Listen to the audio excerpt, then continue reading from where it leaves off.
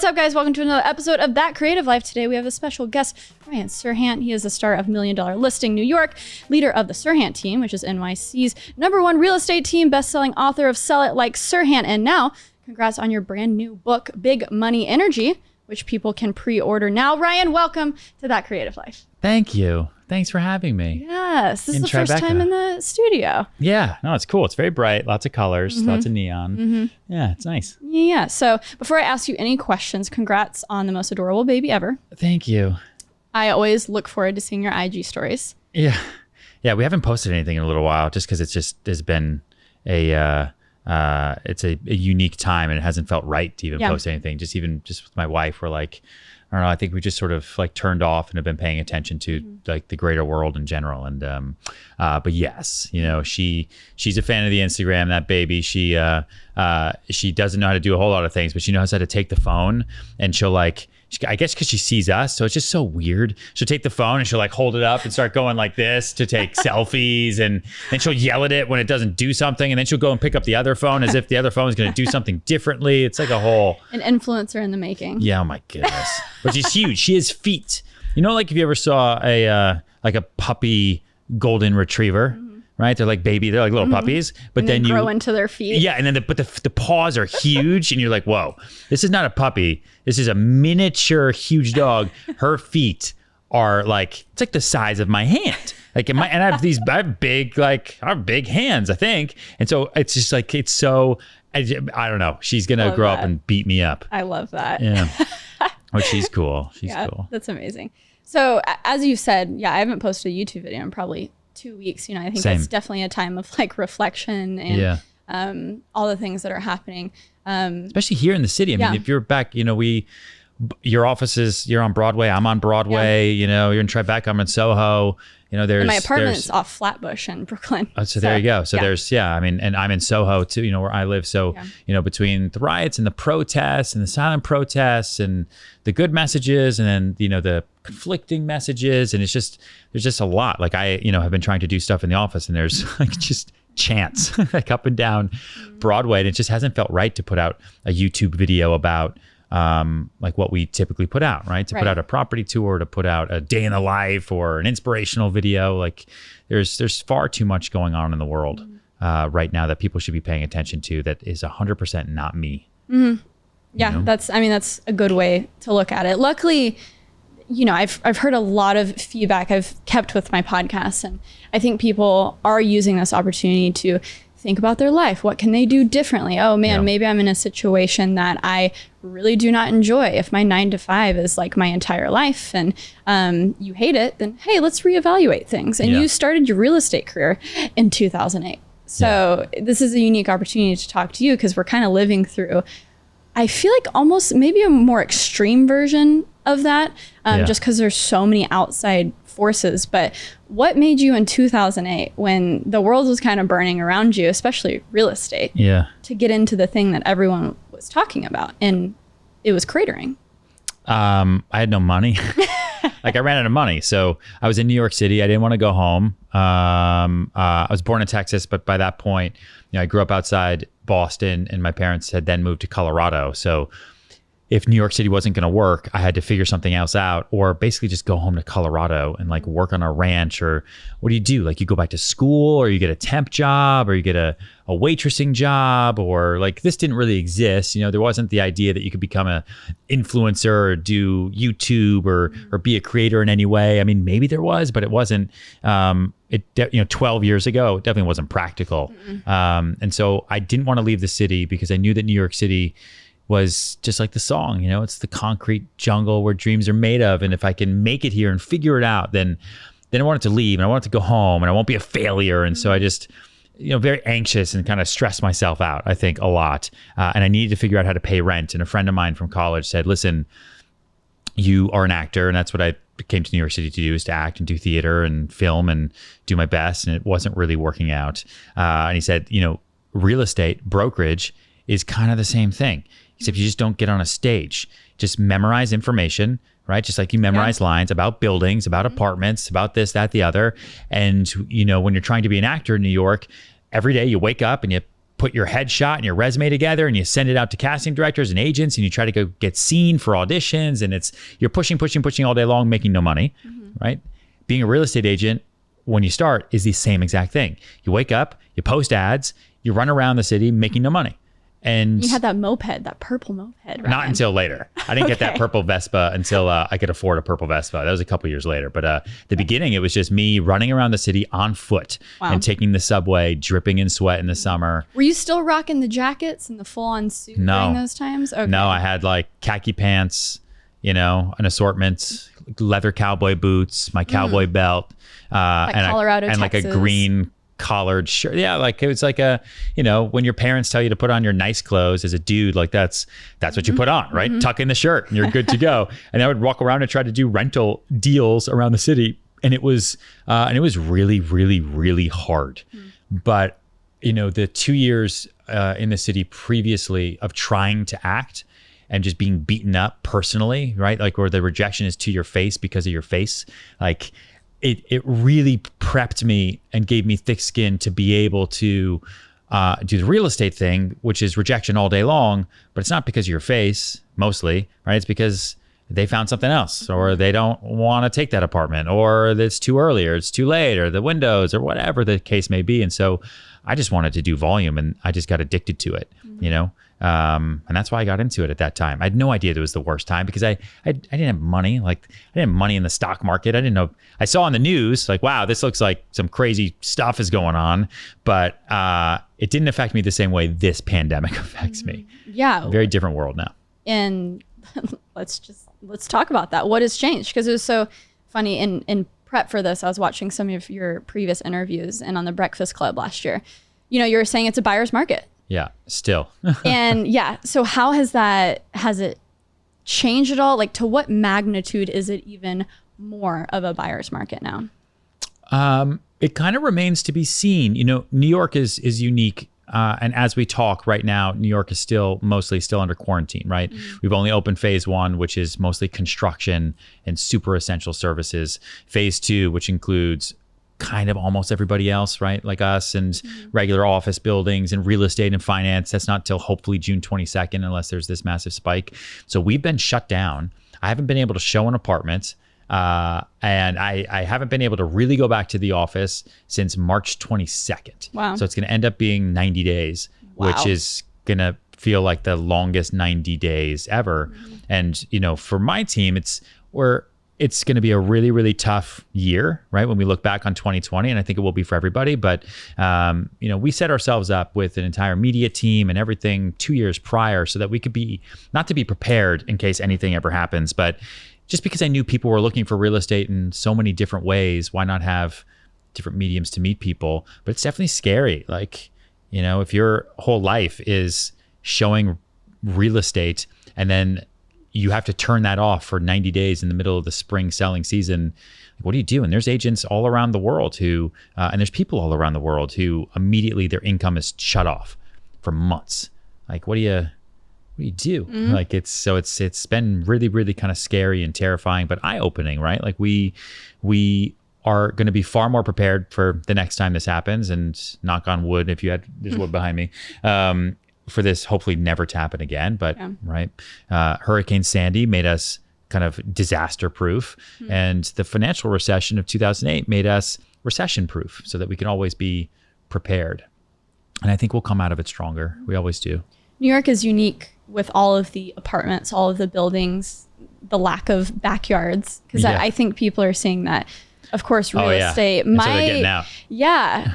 Real estate as a whole, okay, you can't show places, but now people are thinking, oh, I might want a house and a backyard. And it's so funny, represent Texas. I'm from Grapevine, and it's Grapevine Keller, Mall. right? Yeah, we talked about that before. Yeah.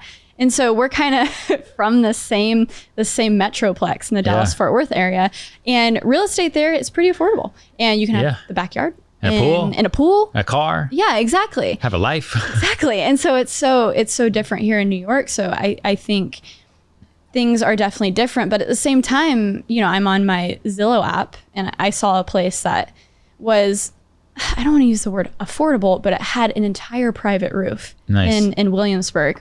And even I was like, oh, okay, wait, this is interesting. So there's still people out there. Yeah. Right. And the moment I emailed them, the first response was, oh, we already have an offer. I was like, what? It just happened. What? Yeah. Everything with outdoor space right now is what's attractive. Right. But like I've said from the beginning of this whole thing, like this is a $6 trillion PR campaign for homes. Like it's going to be very bad for the housing market while we're in it. But afterwards, I mean, there's no better way to show someone the value of a new house than by locking them in their current shitty house. That's so true. Right? Like right now you're at the office. Yeah. Right? Then you go home tonight and you're tired and you might say, oh man, I always wish we had a bigger place with a roof deck. But then you're going to wake up, go back to work like we all do. And then you procrastinate, and that's why people stay in the same tiny apartment in New York City for like 10 years. Like, I know I needed to move when I had my 9th kid, but like, the rent's good and I'm just working all the time.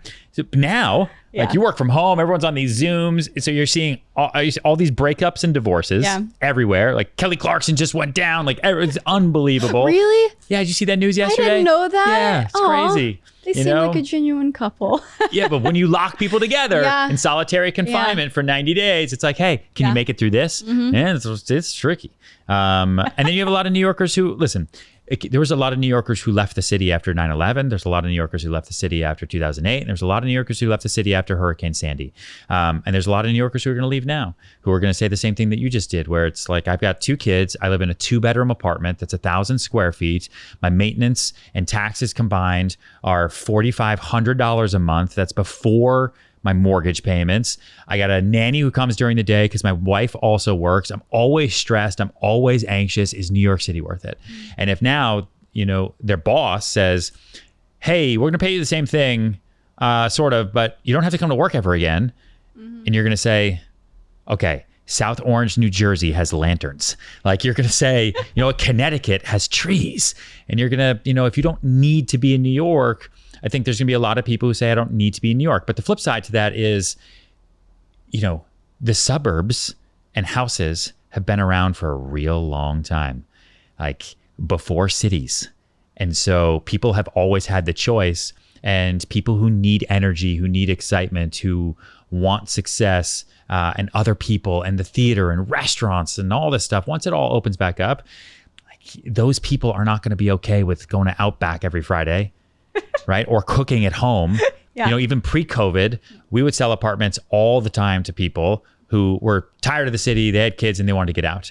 And a year later, I'd say like 7 out of 10 would call and say, I can't do this. I can't.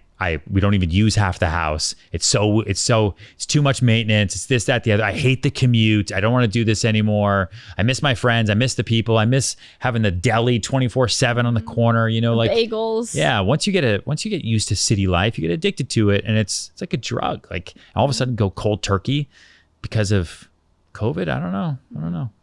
And something this is a personal question. As someone who loves the city, maybe I won't be here for my entire life, but I see myself here for the next 10 years of my life. Yeah. And looking at the landscape and looking in the budget that isn't the people that you see on $1 million listing of $5, $10, $20 million, right? Yeah. But looking in the range of 900 to 1.5. And you're looking at these places and it's very different than the typical mortgage, than the typical homeowners association. The moment you look in Manhattan, you're looking at prices of $1,500 a month for the HOA, for the taxes, $1,500 to $2,000. And so you're not even cutting into interest and your mortgage, right? And the principal, right? And so this is something actually I messaged your team about because I was just curious. I was like, hey guys, what's up? I'm a fan, but I might become a customer soon. Help me. And I'm glad I can ask you face to face. Are those opportunities worth it? Because I've noticed as you get to the $2, $3, $4 million range, the HOA kind of stays the same, right? So maybe it's depending on what you get in the building. Right. And so everything is a trade-off. But can you speak to some of those places that are the $1,500, the $2,000 HOA for a $1.2 million apartment? How does that make sense? So listen, it is always better to own real estate than it is to rent it. right? If you are going to be in New York City for the next 10 years, and you know that, pending something changing, right? But if you know I'm going to be here for the next 10 years, you need to figure out what your monthly budget is, multiply it by 12 and multiply it by 10. If you're okay with lighting that money on fire, then go for it, right? It's not really on fire. You're going to pay money anyway to live, but you're not building equity in anything. You don't own anything. You're borrowing someone else's land and their house, and you're going to be here for 10 years. If you're going to be here for a couple years, then maybe buying isn't for you, unless you just have disposable cash and you get a good deal. But you have to look at it kind of like a rent versus buy scenario. So we always look at it in terms of, okay, what's that comparable apartment cost to rent it? Does it exist, right? You want that place with that outdoor space, that roof deck. Let's go find something comparable and see what it really costs to rent if you love it. And if you can't find it, or it's roughly the same amount combined with those HOA, so the common charges and the monthly real estate but then taxes. You have that extra space. Plus, plus your mortgage. If the numbers are comparable, or even if the owning it is a little bit more expensive, because you do get some deductions, not what it used to be pre-Trump, right? You do get some deductions. Then it is always worth it if you have the down payment, right? If you've got the down payment, banks and credit is so low. Interest rates are the lowest they've ever been in the history of time. Are people doing lower down payments right now? 10%? Is it? So there are some places you can. Yeah. You just got to get pre-approved with certain banks. It depends, right? Every bank and lending institution does it a little bit differently. If you've got a good banking relationship, they can find different ways to do it, right? But most people are putting down 20 to 30%. That's kind of the standard and the average. And the more you put down, if you have the cash, the less your monthly payments are going to be. So, people say, well, I only want to put 10% down. I'm like, okay, so are you okay then with $5,000 a month? You're like, well, no. I also want the low monthlies. And so there's a trade-off. You do have to invest into it. Right. But if you look at a graph of, home ownership in the United States, especially in New York City, over time, values go up. You just can't try to time it. You try to time anything, it never works. It's the same thing with the stock market. We've seen crazy volatility over the past few months. Yeah. Okay, enough of my selfish questions. Maybe let's go broader for the creators listening out here. In your first book, you talk about juggling a ton of balls, right? Having things in the air, some fall on the ground, some of them you can catch. Speak to that a little bit. What does that mean? Because we have a lot of creators out in the audience who are YouTubers or podcasters. They want to do 10 different things. How? Yeah. And why? Kind of my sales game theory, if you will, is to not focus on one deal at a time, right? Because you never know what's going to happen with that. You want to focus on things you can actually control. And I can't control a deal, and so it's the ability to focus on as many deals at a time as possible, and then to have systems set up. It always comes down to the systems and then the discipline to manage those systems. So, my media team has 15 videos going at any given time, but there is a complete system set up where they know when they're going to edit things, how they're going to edit, who handles kind of storyboarding it out, to who handles putting the music in, to who handles putting the captions, to who handles doing the graphics. Productivity apps? Boom. What does that look like? Whiteboards. Okay. Whiteboards, Monday.com, our calendars, email. I think some of the guys use Slack and a couple other things, but for the most part, it's all kind of put together in those 4 kind of platforms. So that way everything's organized. You can do way more than you think. We have 300 listings for sale right now. And I'm just one person. And so I have a team that helps it. And each of them then manages a chunk of those listings. And then I manage that person. And then they manage those sellers. And then I come in as I need to make sure things get sold, or to make sure deals get closed, or to make sure we get price reductions, or to make sure that we get that staged here and there. But I'm not focused on all 300 listings all day long. And I think that's where people get freaked out, right? Creators will sit there and they'll look at the 10 video projects they have all up on one screen, and then scribble down on their notepad or on some Post-its, and oh my God, I don't even know where to start. Whiteboard. This is the cleanest this whiteboard has been for months. Oh, is this a whiteboard table? Yeah. Oh, cool. Nice. Yeah, that's awesome. Yeah. But creators are notoriously unorganized. So for sure. I've worked on that with my team over here. Yeah. That's a thing I've because they create things, and it's the messy creative thing, and that's how you get to a certain point, and you get this audience because you're so passionate about it, and you're a part of every part of the process. But that's something I've learned recently is, oh my gosh, you're telling me I got to open up a Google Doc and document every single process of me editing this podcast in order to hire someone. But then now that I have 100 podcasts edited that I haven't even touched, that's worth it, right? And then 100%. You can do more things, you can juggle more balls. Yeah, of course. Right. So if you have the system set up, and then it's about leveraging other people. So as you know, if you're really good at editing one video at a time, do that. If you want more work, you need to bring on possibly a junior editor like Jack here. Right. Jack has 1 year of college left, came in from California, and he's going to be here for a couple months. And then we're going to milk his time even when he's in school, because we're just never going to let him go forever. Right. That's our secret master plan. And he wants to learn. He wants to build up his book and his portfolio and run around the city for a little bit. And so, it works. And there's lots of people like that who are really creative, who are there to help, and so utilize other people, leverage other people, create within your own network, right? Especially creators. Like I've seen it more than anything, like I know a lot of real estate agents because I work with them all the time, but creators like have their little hubs, their group texts, and, they know how to reach everybody on social. And like I could go to Adrian or Puma or Ant or Jack or Bliss at any time and say, hey, do you have somebody who I don't know, is really good with like gumballs and like videotape? And they'll be like, yeah, I got a guy. Yeah, I got a guy. I'll find him. I had dinner with him like 4 nights ago, and he was telling me who's the gumball and videotape guy. And I was like, dude, that's so crazy, but wow, awesome. So funny you bring it up. Like, whoa. All right, great. So it's setting up the systems, okay, and setting up that discipline, structuring your day, and actually using your calendar, I think is huge, right? So you don't wake up and have white space all day long. You actually have it broken down and you adhere to it, right? And then leveraging other people. If you have to spend money or a lot of time right now to set up systems to give you more time to record more podcasts. That's the hardest thing. You have to take that time, pause 100%. Everything for a few days in order to set it up. Yeah. I think that's what people like, I don't have time for that. Yeah, right? yeah. Well, No, you have to. Take the time. Yeah. You want to do more. Yeah, and it's what comes down with like training people too. People ask me all the time about hiring team members or hiring agents or admin staff. Like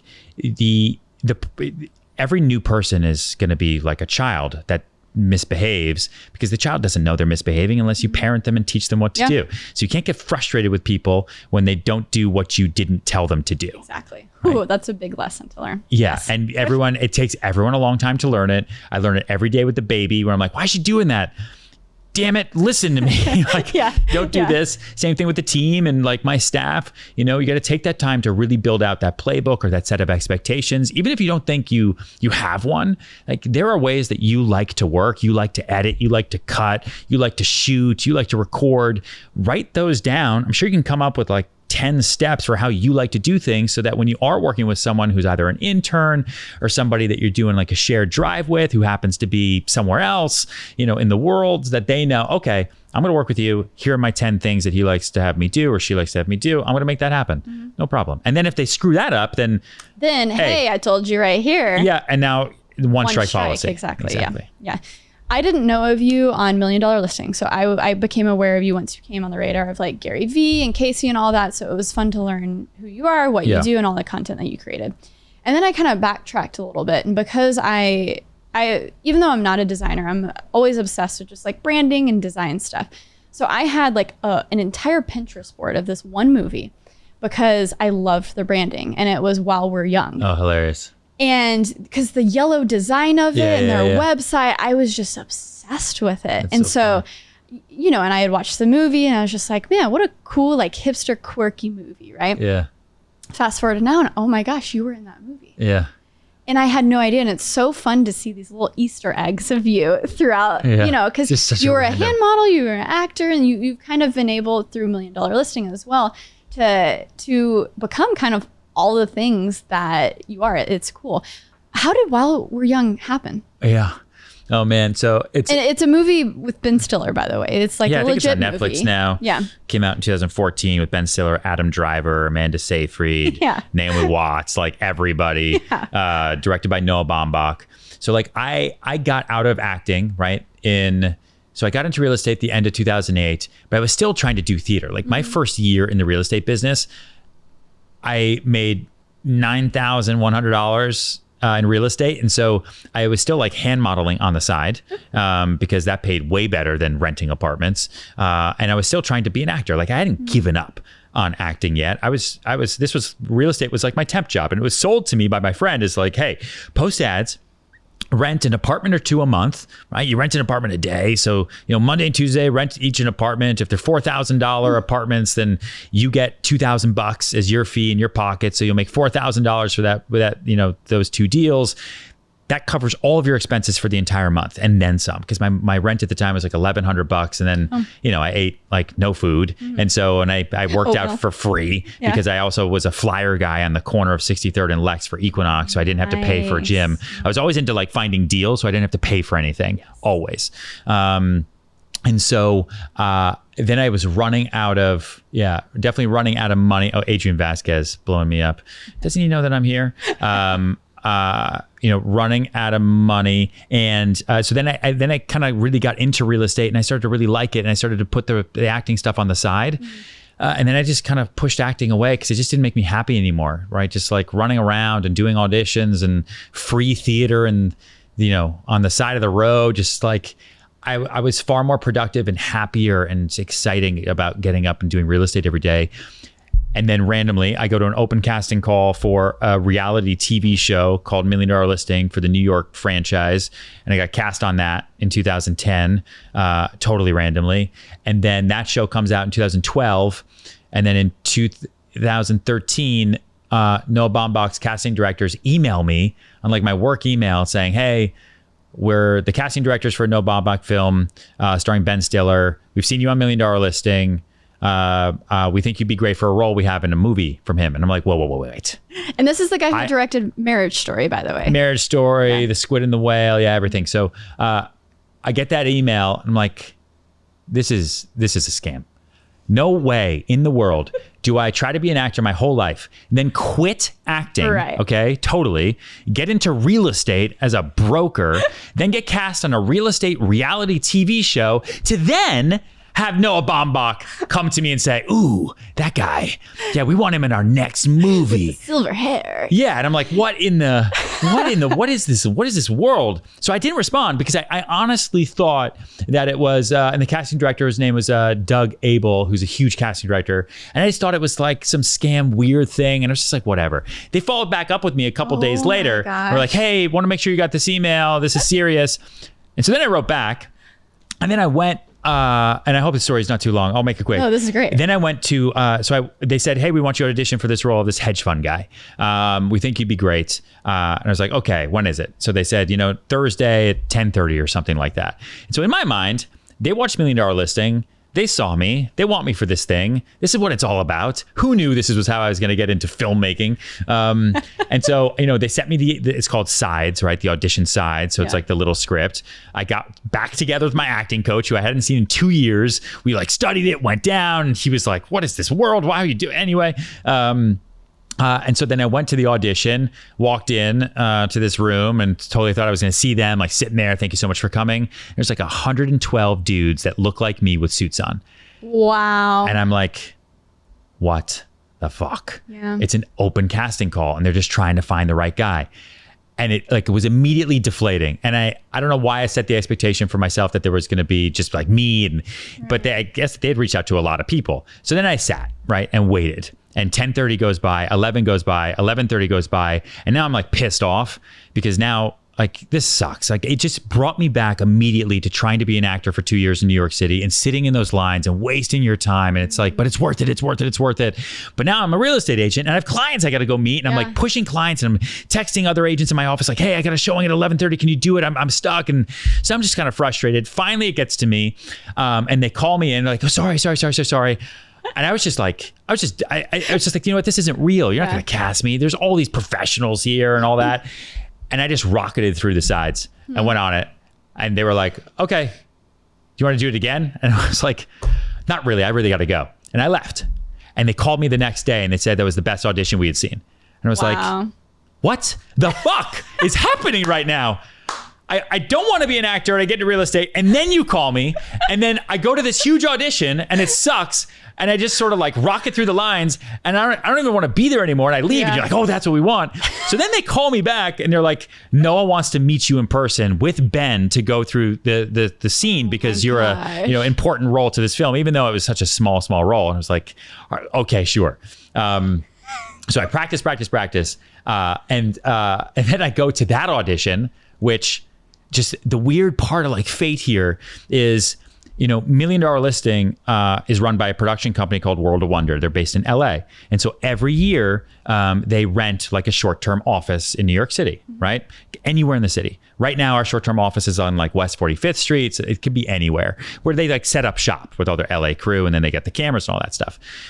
So the While We're Young second callback with Ben Stiller and Noah Baumbach is at this building that I remembered when I got there. And I got up there and I go to the floor and they call me into the room, and it was the same room that $1 Million Listing has used as their season 1 office. Wow. And so I walk in and Ben Stiller's there and Noah Baumbach's like, oh, thanks so much. You're okay. That's great. Have a seat. I sit there and all I can think about is how fucking weird this is all.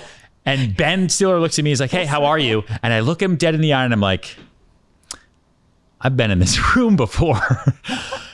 And that's all I said. I was I've been in this room before. And he was like, okay, great. And he looked at Noah, and Noah was like, okay, well, hi, are you ready? I'm like, yeah, I'm ready. And they just did it. And it was a funny scene, and they just wouldn't stop laughing, and they kept breaking and having to restart. And then I left, and there was these other guys they called back, and then they called me the next day and they were like, you got it. You're it. And I think it was because I had no time for them during the first one. And during the second one, I was super awkward.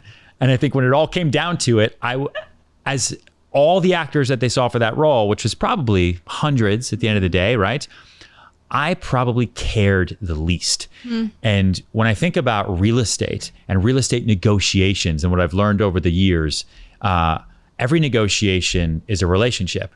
And the one in the relationship who has all the power is the one who cares the least. Wow. Right. And so that's how I got cast in that movie. And then we shot it. They brought me to the Toronto Film Festival. It was like this whole thing. It was crazy. And I was like, I'll never forget it. It was the greatest time of my life. Oh my gosh. Yeah. That's amazing. And I have moments where, you're doing your own thing, YouTube channel, you're financially independent, but an email slips through. Oh, it's with this TV. Oh, interesting. They want to, because I do a lot of hosting stuff. Yeah. So I think I've only gone through that experience twice where you go there. But for me, it's one of those things where they reach out to me because of my personality, and I can talk well. I can look at a camera, I can improvise, but I'm the very I don't even know, like the girl next door look. So for me, when I go there, it's all these like super skinny and tall models where they look nothing like me. And it's one of those situations where I feel terrible in this little ecosystem. You do it and you go and maybe something goes from it, but then you go back to your own thing, and it makes me appreciate the time that we're in, where you have a camera, you can do whatever you want, you can form your own audience. Yeah, of course. And you've shown that in real estate. And now, I have friends who are real estate agents, and it's all about my aunt, who is in her 60s, just got her real estate license. Oh my goodness. And she's asking me, how do I film on my iPhone? Yeah. They're telling me that I need to start a YouTube channel. What is a YouTube channel? Yeah. So you've really kind of like led the charge, I think, in this real estate game of, hey, content is a powerful tool. Anyone can do it, and you can use it as a means of selling anything, right? Yeah. It's the business model now, we started the YouTube channel 2.5 years ago, not by choice. I had no intention of wanting to do it. I had no time to do it. I already do 2 TV shows on Bravo, and you're like the one person who probably doesn't have to. Everything else. Yeah, but for business, right? I was like, dude, who watches YouTube? other than younger people. And I don't know, and it just seemed like such an expense and a thing. And for me, I can't make it on my own, like Casey, right, and run around, or you, or anybody else. Like I don't have the time, and like so I got to get someone to help me, and then it's like a whole thing. And so I really pushed it off.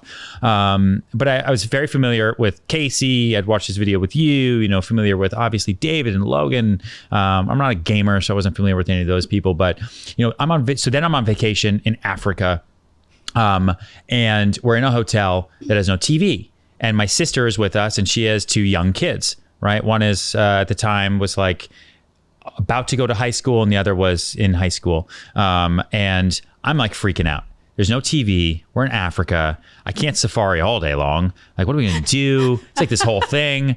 And the kids could have cared less. Wow. Right? All they cared about was Wi-Fi. And it was YouTube, man. Because they don't watch TV. They don't watch TV. And I guess just because I'm not really around the younger generation. I'm 35. I grew up on TV. YouTube hit like kind of, I guess maybe when I was in college, but really not till after. Mm-hmm. Like the big thing for me when we graduated college was like Hulu, right? That was like a website you go to like watch your stuff. TV shows after they exactly. show. And so they were watching YouTube, and that's where they watch all their content, all their shows. And that's when I then reached back out to like my guys. I was like, you know what? $1 Million Listing is awesome. It's been watched by tens and tens of millions of people all around the world. But the future of my ability to generate leads through television is in question. I don't want to be the guy that's like, nah, the internet's not a thing. And then in 2000, I'm 6 years behind. Let's do this now. Let's be the first real estate broker to really use YouTube and Instagram TV to sell real estate. Like let's do that, and maybe it'll work, maybe it won't. But I don't want to do it just to create content, right? The content has to be entertaining. There has to be stories involved, and it has to be personable. Otherwise, it's boring. So let's get people together and let's get them excited. But then let's also generate leads through it and let's sell it. And that's what's happened. We've now sold property through Instagram, YouTube, Facebook. I mean, it's now our business model. And it works for you when you're not making stuff, because those views are, and we can do it all the time. Hundreds of thousands of views. Yeah. Right. It used to be that, my clients would say, hey, infinitely scalable. Right. Exactly. They would say, hey, I want to be a $1 Million Listing. And I'd say, okay, well, we're filming. I think we start the season in September, and it's going to go for 6 months. And then I got to talk to the producers, and it's a thing. And the show really films, us selling a property from beginning to end. So it's tricky to like sell something on TV unless it's a new development, which we've also done. With YouTube, right? As long as you have kind of that following and you can put out good content that's well lit and that looks nice and is entertaining. Now all my clients come to me and they're like, listen, I want to be in the vlog. I want my property on the vlog, and I want people to see it. Because the property tours are what people really care about. Yeah. I try to put out stuff that's like me and my feelings and my thoughts that people are like, sort of care about. But it's the property tours where they're like, shut up, Serhant, just show me cool property. I'm like, fine. And so, and I can do it in a moment's notice, right? We like to try to stick to our Wednesday schedule, but I can get a property right now, which we've done. Like 224 Mulberry in February of this year, we listed it on a Wednesday, the property on a Wednesday. We put up the vlog that night where there was the property tour. It's $11 million. The buyer saw the video the next day, told his broker, hey, what about this place? Broker called and said, hey, my client saw some video thing you posted on the thing. He doesn't even want to be on Mulberry or Nolita, but he says he wants to see it. He came and saw it the next morning. And we had an accepted offer and a contract out by the end of the day, Friday, for $10 million. And he bought it. Hello. Right? Yep. Now, would we have sold it anyway? I mean, I hope so, probably. Would I have found that buyer in another way? I mean, maybe the broker would have looked, but the guy wasn't even looking in that location. And most of it, and so the point of first substantive contact is the most important to me. So if we can get our properties in front of more eyeballs than anybody else, then that is worth something. Everything else will come with it. But then that's exposure, right? And that's $600 million to Kylie Jenner, right? Like, what does exposure on a global scale mean? Like, we've sold stuff by putting it on Instagram because we got followers in the Philippines, and then who do they know? And who do they know? And then who do they know? And then they pass it. And what you can do, and I know I'm talking a lot, I'm sorry. It's just like, this is just on like the top of our mind every day. You can't screenshot $1 Million Listing. And so it's shareability, the most important thing to me is the shareability. So you can watch a video on your phone, and you can quickly, with 1 or 2 taps, you can share it to anyone in the world that you know, or you can screenshot and then send it to anyone. And so, people used to always give me shit like, dude, no one's buying a $12 million house or a $6 million house on YouTube. I'm like, hey, guess what? 253 West 18th Street. It's on the market for $15 million. A 13-year-old girl saw the property tour that we put up on YouTube because it came up in the algorithm or something like that. And she had been looking at other stuff because her mom was looking at stuff on the east side. She showed it to her older sister, who showed it to her mom, who said, hey, this could be cool. She then told her broker, and they came over, and it was the only house they'd ever seen on the west side. They fell in love with it, and they bought it for $12.8 million. Wow. There you go. Right? Yeah. So I think all influencers should become real estate agents and work for me. Boom. That is the through line of everything that I'm saying, right? That's because we're all influencers now, even with 100 followers. Attention arbitrage. Yeah, exactly. Yeah. Right. Okay, wrapping things up, I have a video question from my best friend in Dallas, who is a real estate agent. And as we're wrapping things up and I'm finding this question, can you just tell the people, what is Big Money Energy? This is your next book. People can pre-order it now. We'll have it in the show notes below. What is Big Money Energy? Are we doing this on video? Yes. Oh, are you going to film me though? Oh, no. I have it. She sent a video. So as I'm finding it, tell me what that Big Money Energy is. Yeah. Ryan. So my first book was Sell It Like Serhant, which I put together as kind of the toolkit for the gig economy, which was all the discipline, all the structure, everything you need to know from a tactical point of view for how to sell and how to build a sales career. But then everyone started emailing me saying, okay, I know what to do. I know what to say. I know exactly what to think. But then I walk in the room and I clam up and I don't feel right. And I don't feel good about myself. And everybody else is better than me. And they're all smarter than me. And I don't feel like I can even do it, even though I know everything because you taught me and you told me how to do everything. Big Money Energy is that confidence and is that secret sauce to be able to put everything you know together so that you can walk into the room and actually make happen what you want to make happen, right? My ability to walk into a room and to convince a seller to sell versus everybody else's has nothing to do with the fact that I know more about selling, right? It has everything to do with how I carry myself and how I talk to that person with a certain level of confidence that I have always called BME, which stands for Big Money Energy. And that is what book 2 is. Amazing. Okay, Naomi's going to wrap us up here. This is my BFF from Hey, Naomi. She's selling real estate in Dallas-Fort Worth. Hey, Ryan. This is Naomi Jones. I am a real estate agent here in the Dallas-Fort Worth area. And my husband and I are starting to build a team. Nice. So the question we have for you is, how would you advise that we find a mentor to help us grow and build our brand, but someone that we don't necessarily have to work for or under on their team? Also, if you have anybody in the DFW area that you want taken care of, send them our way. The plug. Yeah, love the plug. It's good. I'll hit you with a similar plug. Ryanserhant.com/course is, I wasn't even going to bring it up here because I don't think it's like that right forum to, and I never really plug myself, and I should. I'm a salesperson. But I built the course for every agent who asked me that same exact question, which is how to build teams, how to do everything. And there's a pro program where I literally will sit with Naomi and with everybody else. And I'll sit with them for an hour. My media team sits with them. My marketing team sits with them. And we basically do a full business audit for their entire operation. And it's been huge for us. And I love doing it because for me, it's like, how else can I give back, right? I can give back through money, which we do, time, which we do, but then sharing what I know with people who could benefit from it. And, and if I could help Naomi build a kick-ass sales team and quadruple her income in 2 years just by telling her exactly how I do it in New York City, then I want to help her do that. Like, there's no IP involved here. It's just, here's everything I've learned through trial by dungeon fire. Don't do this. You're going to do it exactly this way. And it's worked really well.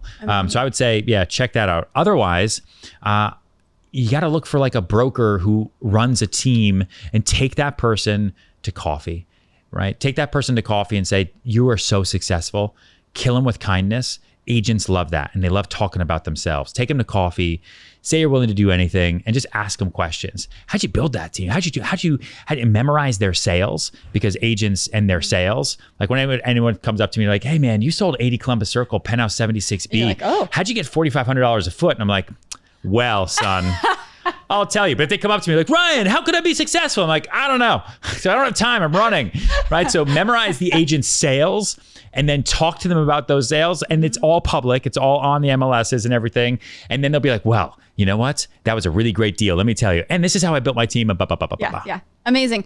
Well, everyone, Ryan's links will be in the show notes below. The course, the book. Thank you so much for sharing your knowledge with us here on That Creative Life. Thanks for having me. Make sure you guys subscribe on Apple Podcasts, Spotify, Google Podcasts, wherever you listen. And until next Monday, thank you for listening.